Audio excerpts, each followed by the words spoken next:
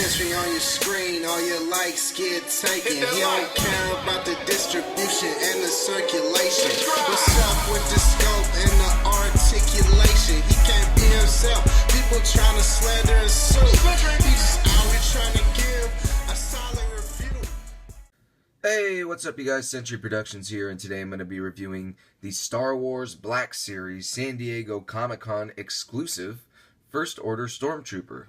So we all know that Star Wars The Force Awakens is going to be coming out later this year, and to tease us a little bit, Hasbro went ahead and made us a 6-inch First Order Stormtrooper. If you guys have seen the trailer, you probably have seen this guy throughout the trailer. Kind of an updated new look on the Stormtrooper that we used to previously have. Very nice looking figure, really cool costume, and I'm really glad that Hasbro went ahead and brought this to Comic-Con for us to get for as an exclusive, which is really nice. So this was limit 2 per person, and I gotta tell you, getting exclusives this year was just as hard as any other year, if not harder. People are waiting overnight in line to get Hasbro exclusives, Bandai exclusives, all of that stuff. It's just craziness. Luckily, I got my hand on 2 of them. I already opened mine clearly, but I'll go ahead and show you guys the box. I'm going to put him down real quick. First Order, I wonder what that means. Even though I went to the Star Wars panel, J.J. Abrams really didn't tease too much. So I wonder what First Order means. I kind of have a couple ideas. Sounds pretty legit, though. A little scary too. So we can see the front of the box here. This is the exclusive packaging. Nothing too crazy about it. We got this nice little silhouette of a Stormtrooper on the side. You can see that's kind of continued on the corner of the box. Very cool. And then we got the bio right here. If you guys want to read that, Shock Troopers clad in the white armor first appeared on the Galactic stage. It's like the opening scroll for Star Wars. But if you guys wanted to read that, you can figure out how to do some sort of pause reading hybrid. So you open this up, this is where the figure sits right in the front here. Like I said, I already took him out. Then his handgun sits right here, and then his regular gun sits in this portion right here. Very cool. On the side, we got another silhouette of that said Stormtrooper. And on the back here, we got this little booklet that came as an exclusive. Very cool. And it's like a little visual representation of the clone troopers and the Stormtroopers throughout the years. It's got like little blueprints that you can pull up. Got the regular Stormtrooper, and then we go into the Episode 3 Clone Troopers. It shows you the name of all their guns, a little bio about them. Very cool. You get to the regular Stormtrooper, still giving you some more bio, other stuff, and then it's funny when you get to the First Order, Stormtrooper doesn't really tell you anything classified. Everything's super classified. So that's pretty cool. Gives you a little bio about that. So it's a cool little add-on, I guess. This figure was $28 at Hasbro Toy Shop, so nothing crazy. But let's give a little comparison real quick. Old and the new, as we can see that these two figures do share a lot of similarities. Armor's a bit different. As you can tell, it's been a lot more indented on the Stormtrooper, and this one's more of a sleeker, more smooth-looking armor, without too many corners or ridges or anything like that. Like I said, a very nice update from the previous Stormtrooper armor. But like I said, you can see a lot of similarities. They both got the little packs on the back. This one doesn't come with a holster, the First Order, but it does come with a peg on the side. We'll get into that in a second. But you can see the back looks pretty similar. Obviously, the helmet looks very similar. But other than that, they are very much alike. Just one's an updated mold and one's not. So, very cool. So let's get into this figure. Now he does come with 2 guns. I'll show the guns off first. First is the handgun here, as you can see. Very nice looking handgun. Does come with a little peg, so you can stick it on the armor itself, which is very nice. And you can see that on the side there, so you can stick that in there if you like. Very nice. And then we have this other gun here, which is kind of looks a lot like the previous Stormtrooper gun. If I can pull that one up in here. You can see the similarities in these, but this one is new and it's got a new color scheme. Looks like black and white. Very cool. I like that a lot. And this one also, like I said, has the peg, so you can stick it on the side of his leg if you like, which is very cool. I like that. I like having options. I'll say that.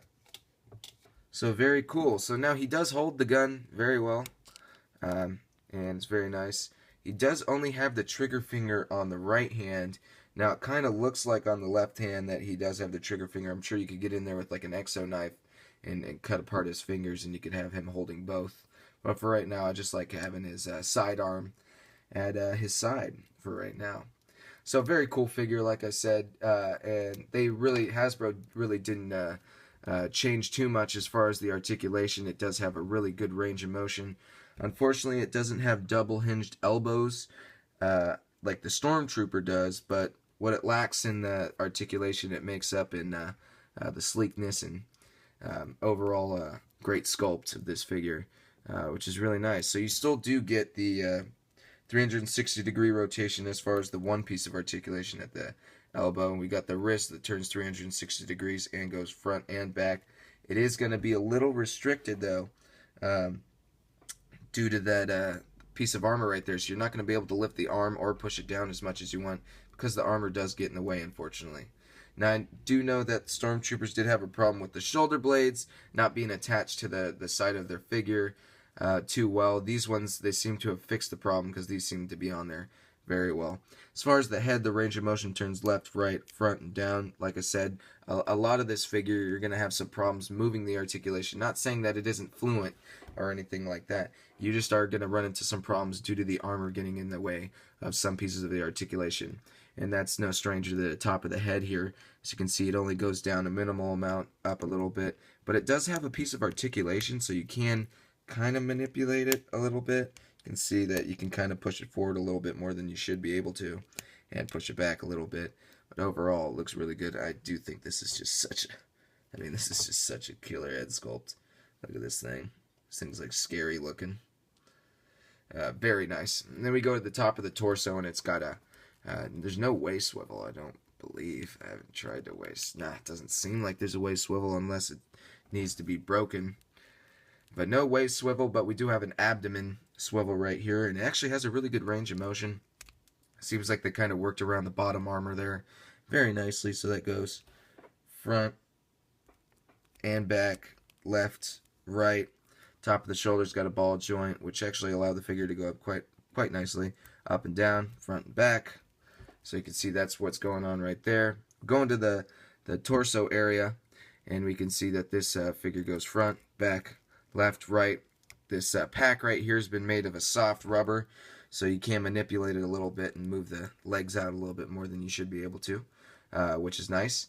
I don't believe it's removable, but it looks like it's on this like band type of thing, so I don't want to mess with that at all. But very cool looking figure. We go into the knees. It's got double jointed knees, and if you can kind of tell, I've had this problem with, I don't know if it's necessarily a problem. I might have to do something with the plastic. I know back in the day with the Mego figures had a big problem with the Stormtrooper plastic turning like this eggshell yellow. But you can kind of see that it's on the pack a little bit. Like this is like more of an eggshell yellow. Top shoulder pad right here is like an eggshell yellow. It's not too noticeable, but I can see it just from the lights I have right up here. So just to let you guys know that that might happen. But I think Hasbro takes pretty good care of their figures, so hopefully over time that doesn't become too big of a problem. But double jointed knees. We go into the foot here, goes up and down, and then of course we got a huge swivel. Overall, very solid figure. Really excited to have this thing, and I'm really glad that Hasbro brought this to us about 5-6 months before the movie even gets dropped. So very cool of Hasbro to do that. Make sure to get yours. This will be getting a retail version from what I heard. It might be slightly different. Hopefully not too different because this is a pretty solid figure and I really do like it. But in the meantime, this is Century Productions. Make sure to stay tuned for more of my Comic-Con exclusive reviews. Make sure to check out my Instagram if you haven't already, my Facebook. Missing a bunch of good stuff on there if you haven't. But this is Century Productions, and I will catch you guys later.